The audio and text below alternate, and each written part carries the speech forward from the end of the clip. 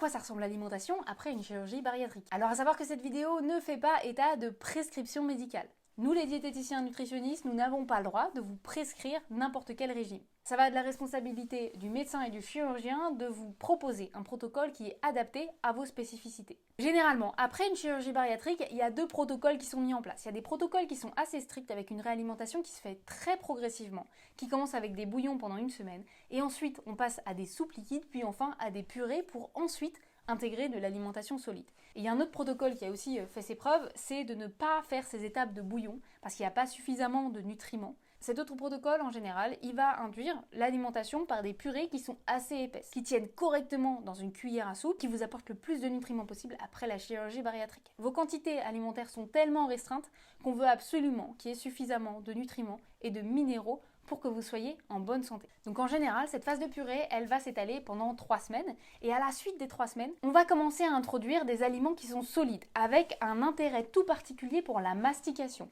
Face à un patient qui n'arrive pas à mastiquer, on va introduire l'alimentation solide de manière beaucoup plus progressive. Ce qu'on veut éviter, c'est qu'une agrafe pète. L'agrafe peut péter si on mange trop, donc on met trop de volume alimentaire dans un estomac qui ne peut pas le supporter, par l'activation d'un brassage, donc des muscles qui sont présents au niveau de l'estomac, qui sont trop importants par rapport à l'état de la cicatrisation de l'estomac. Et c'est spécifiquement ce deuxième point-là qu'on veut protéger quand on introduit de la mastication, c'est qu'on veut entraîner le minimum de brassage gastrique possible pour maintenir notre estomac en bonne santé.